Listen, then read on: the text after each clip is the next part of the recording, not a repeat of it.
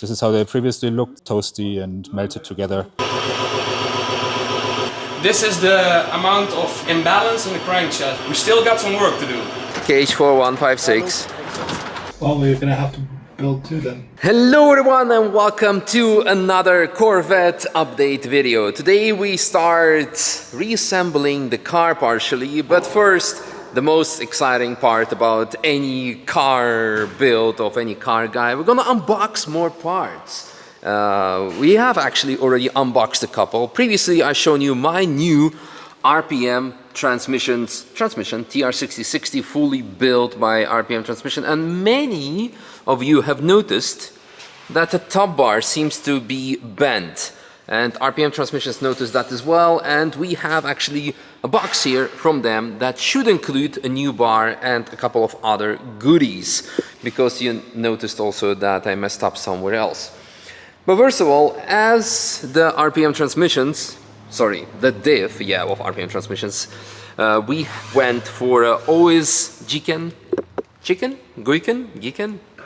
I still don't know how to pronounce it properly. It requires its own diff fluid, which is very, very thick, 80 by 250, and it's very tough to find. Now, luckily, I was able to source something at Torken, so I emailed them like somewhere at 8 in the evening, like, hey guys, do you have it in stock and how many? And they said like, oh, let me go back to the warehouse because it's already 8 p.m. And gonna check. I'm like, you can do it tomorrow. And they're like, no, we have 7 in stock. I'm like, I'm taking them all. I should have enough for about like, I think like 3 liters possibly, because we will be also running cooling. And speaking of cooling, many of you have asked like, so yeah, this looks all nice and fancy and billet, but what are you doing when it comes to the diff cooling? Well, I expect it to have actual outlets. So we have one over there, and we should have one, I think, on the other side somewhere. Maybe it's here. I'm pretty certain there was an extra bolt. Anyway, there are 2 outlets, but the problem is we do not have the diff pump, because the factory assembly does have the diff pump, which is, no, this is the heat exchanger, but I think on the inside you have a diff pump that runs through it. And you could use an external pump, such as like any kind of dry sump pump or any other fluid circulation. But after speaking to my build partners in crime, LGR, Louis Gelati Racing, Louis said, for many, many decades, I just use factory pump, so Misha, do not complicate your life. I'm like, well, if you, the builder of some of the world's fastest track Corvettes, says so, let's go with that. So I reached out to RPM Transmissions again, and I'm like, yo, do you have something to, any pump recommendations? I said, yeah, we can get you the stock one. So basically, I have now this very fancy billet assembly, and here inside, we should have actual another diff cover with the stock pump. So let's open it up and see what's inside. Furthermore, later today we will start also the first reassembling, as mentioned, so taking out the front bumper, because we will be doing the front coolers, also probably the transmission coolers.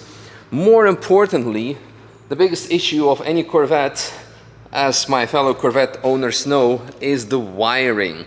Not only it is not maybe of the best quality, definitely not after 20 plus years, and definitely not after having the LS7 hot heat generator, the motor itself, and also the cats and the manifold and etc. cook it, the wiring dies. So luckily I had here ECU Plus, one of the local German wiring specialists who work with many OEMs, come by, and while I was traveling, they fixed the literal cooked wires. Hi, I'm Christoph from ECU Plus. We are helping Misha with the wiring of the Corvette before we do the whole big wiring job over the winter. We are trying to fix the wiring that is in the car to be more durable, or to fix issues that were known. For example, some wires were burnt, they had to be replaced. And for example, over here, those are wires in the alternator area, which we replaced. Let me just quickly get the old ones. This is how they previously looked. So one connector lost a bit and everything is like really toasty and melted together. So that obviously doesn't work that well. So we replaced the wires from that section onwards, new connectors, TEF cell wires, DR25 heat shrink underneath, and TechFlex heat insulation, which works really well. So nothing's going to happen over here, so that's going to be very durable. And then there was another location, I think under the car. That's what we got out of it. Everything melted together, wire cut and stuff. So this would be wires from the starter motor and from one of the NOx sensors. So we replaced those as well. Let me see if we can show it. Yeah, we can.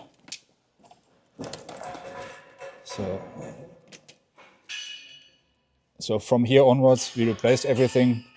Again, TEF cell wires, DR25, and new terminals. Even replaced the terminals in the NOx sensor. We used the old housing because we're still okay, and we didn't have the right housing with us anyway, because we just found out today that this one was also broken. So now it has nice wires, heat insulated. So in that area, nothing is going to break. And now I'm still going over the rest of the harness to see if there's any other damages that we can address now before the new engine goes in. And because right now everything is accessible and easy to fix. Stan, can you grab some light? Oh yeah, we can go crazy with lamp. Workshop lamp would have worked, but we're going full studio here. In the meanwhile, look at that, NS6 has received its dual element wing. And today or tomorrow we should receive the custom flywheel from Elmet, a Croatian company that made a custom flywheel for the clutch assembly. So we'll be showing you more of the NS6 build soon enough. But anyway, going back to the wiring issue and solution. So all of this was like really melted and cooked. I'm going to show you probably the pictures that I've received over WhatsApp. And now we have nice heat sleeved connectors and completely new sensors, because that was absolutely destroyed. Now, over winter, when the car will be fully disassembled for the new engine, but more importantly, full cage, etc., we will be making a full custom wiring loom, so with all the proper connectors, full motorsport. And I can tell you that's like when you start getting this deep into the project builds and project cars, you start understanding wiring is very important, and you start thinking that all the other parts were actually not that expensive, because the wiring is something else. On another note, we'll be doing also transmission heat insulation. So Zerkotech, one of the world leaders in the heat protection, they do lots of F1, LMDH, and you name it. They've sent me the sheets, the Zerkotech gold sheets that I'll be applying here. Later, we'll be also doing the full exhaust heat wrap with them. The option was to do it now, but I need a couple of weeks time because they're way too busy with all the other stuff, and I honestly at this point do not have a couple of weeks time to wait. So we will be putting Celeritech exhaust on it as is, and over winter, when we're going to be doing the new engine and all of that stuff, this will go to Zerkotech and they will apply the proper heat protection on it. At the same time, this will also allow us to do some proper testing to see how much heat the current setup, factory setup, will generate, and then later how much better it's going to be. Now finally, let's do some unboxing, see what RPM Transmissions has sent to us. We have some merch. Yes. I'm happy with those. And also the team is always happy. Ooh, we're seeing some cooling lines. Voila. So that should be for the diff pump. I'm seeing some more of that. I think this is the input shaft for the torque tube, because currently torque tube has been painted, refurbished, so it can look nice and pretty together with the rest of the assembly. So we will be taking it apart and giving some proper servicing. Aha, voila! Here we go. That's the, yeah, so it can be nice and straight. Replaced free of charge. So shout out to RPM Transmissions. That is the pump. Well, at least it's nice and refurbished. So this goes on the back. And then finally with ceramic bearings. So that goes on the other side, and then we should have the full transmission assembly completed. Now, the final thing that I'm going to show you, actually, to nerd you a bit out that I haven't shown you before. Wait here, Stan, unless we need to replace the battery. I'm not sure if I've shown you these parts before. This absolute piece of porntastic billet engineering by LGR. The coolest bit about them is that you can have more camber adjustment, you have all the uniballs here, you have additional brake cooling, and more importantly, this allows you to install the best part, the C7 wheel bearing, which is much more durable, but with that together, the C7 wheel speed sensor that is much more accurate than the old C6 gen, the first C6 gen, and that linked to Motec ECU with Bosch ABS. This is going to be GT3 level traction control, but also ABS control for the total package. So, but the reason why I brought this here is because, well, I knew I was going to run this. I knew I was going to have the transmission. So the drive shaft shop custom axles are actually spec'd to fit the new 33 spline hub, I think. So this fits on that. It's like the new gen. But the problem is, until I have the full ABS package, all the sensors, and I cannot run them without a standalone because this runs the older gen, until I have the electronic package sorted, I cannot run this. So I cannot run these drive shafts. So up until then, I will be forced to run the stock assembly. They seem to be okay for now, but it might happen that they're not going to survive the rest of the season. I don't know if I want to spend more money on stock C6 shafts at this point, but while we're at it, we might as well. But finding them like OEM, forget about it. And I don't think I want to spend money on upgraded ones because I will not be needing them for too long. So hopefully they are going to survive. At the same time, we're not running like 1500 horsepower twin turbo package, so should be okay, but we will see. I think aside from that, I would say we can show you what Stan has been doing while I was out of country, because he went to KMS to film some more stuff of the engine build. So check this out. Yeah, here we're weighing out the connecting rods. So we weigh out the big end and the small end of the connecting rod. Those are the weights we would need to balance the crankshaft. As you can see over here on the balancing machine, we have all these shims to simulate the weight of the pistons and the connecting rods. Because it's a cross-plane crankshaft, you have different vibrations than for a normal four-cylinder or something. So that's why we need to simulate the weight of the pistons and the connecting rods itself. And now we're going to balance the new crankshaft that Misha bought for the LS7. And let's find out what the imbalance is.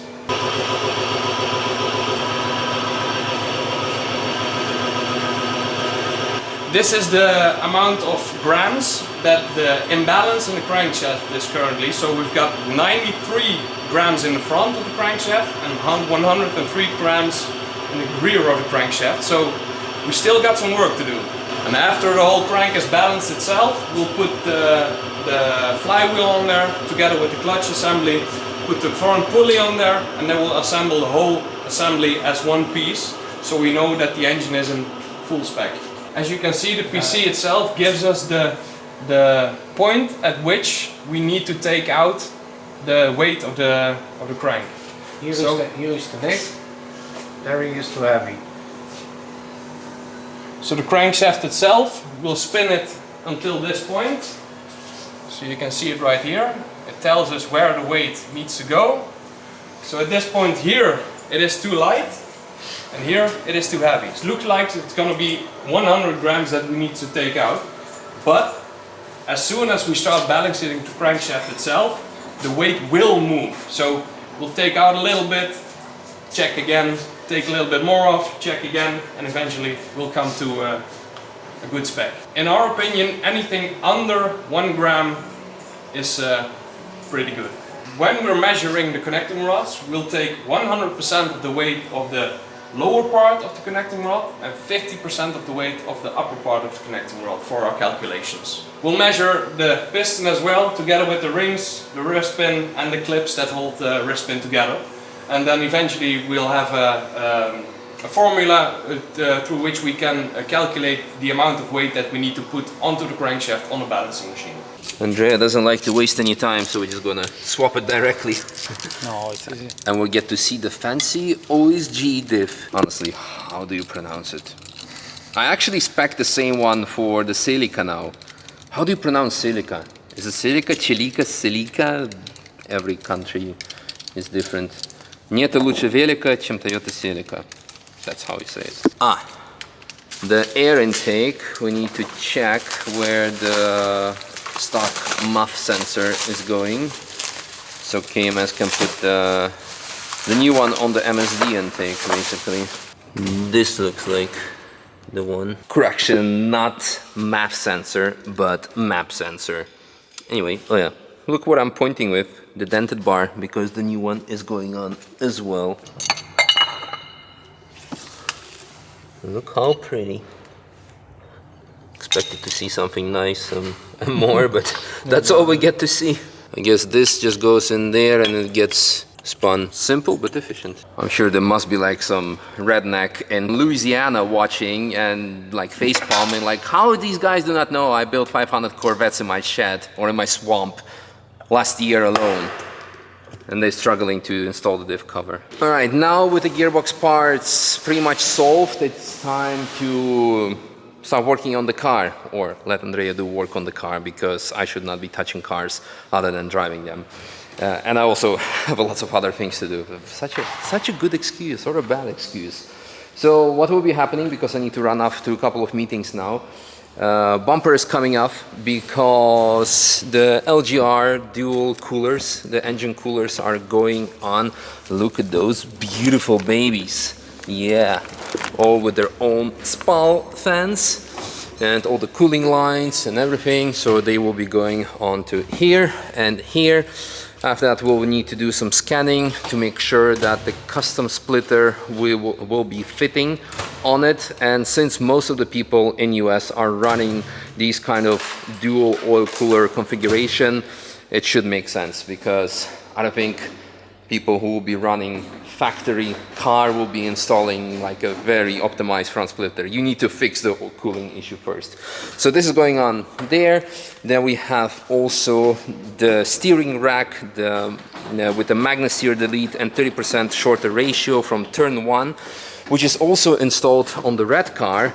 And I'm not sure if that video will be published or has been published yet, but I've driven that car already and that was insane.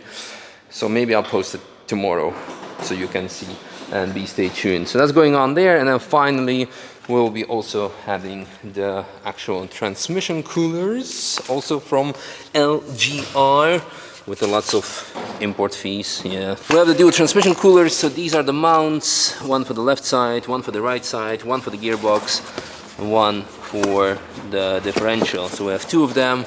So these will be going on there as well.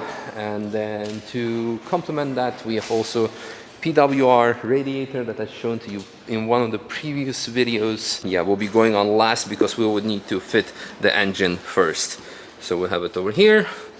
The radiator also with the brushless fan assembly. Ooh, look at that. Ooh. Hydraulic DRS actuation. What would that be for? Why is it here with all my Corvette parts? Why is there more than one, possibly? Oh. A lot of people wanted the actual comeback of the original headlights, but I have actually installed these to have the contrast over the yellow body kit. And once the full carbon kit gonna go on, I will be putting the factory contrasty yellow headlights back on. And speaking of all these body parts. Since I have the full carbon kit coming on, I'll be selling my full body.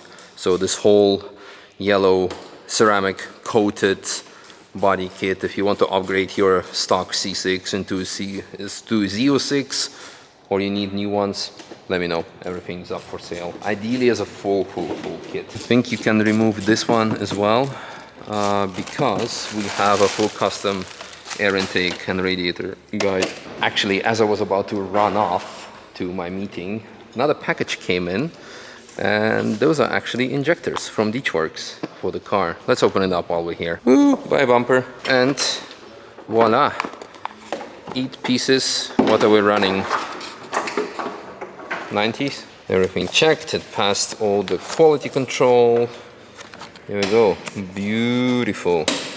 Fantastic. Fast forward into the evening and I'm back. So as we can see, the oil coolers have been installed on the front for the engine cooler. There we go. So the lines still need to be attached, of course, but that will happen when the engine is back in. And the first work on the transmission cooler has been finished, so then they're gonna be installed as well. So I think that's it for today's update when it comes to the Corvette. In one of the upcoming videos, we will see still the installation of the the steering rack. More importantly, the torque tube pre-assembly, and the engine should be arriving here back soon as well. Hopefully tomorrow gonna get the gold plating from Zircotech, from the customs, so we can actually start putting the transmission back together as well. So I hope, honestly, 2-3 weeks, maybe 4, the car will be running again and I can still finish the season with a driving car. And maybe also with some minor aero kit before we start reassembling it again completely, or disassembling it again for the next engine, the cage, and the full next level stuff that we have planned for the next season. And with that also, with that out of the way for this season, I'm gonna give Civic some love, also Celica, and actually look what's happening here. The Alpha is completely stripped because it is getting the cage, and also some more lightweight mods that I have ordered for Andrea for the car because I loved the car, and also wanted to say a little thank you for all this hard work that he's doing on my cars and all your cars as well. So AST cage and a couple of more lightweight mods are coming. So yeah, for that, stay tuned, subscribe, like, share, you know what to do. And tomorrow, as promised, you will see a lap with this. And next time I'll also show you something very, very special and custom. But that is for the next video. Alright, some Alpha shenanigans as a bonus. No, that should be it. Yay! KH4156. Oh man, packaging issues. And the cage is actually, of course, for safety, but for the safety with matching another upgrade that I have ordered for it, namely plastic doors. So you can reduce weight, but you need to add weight and safety. So hopefully we're still gonna end up being more lighter. There are more other lightweight goodies for it.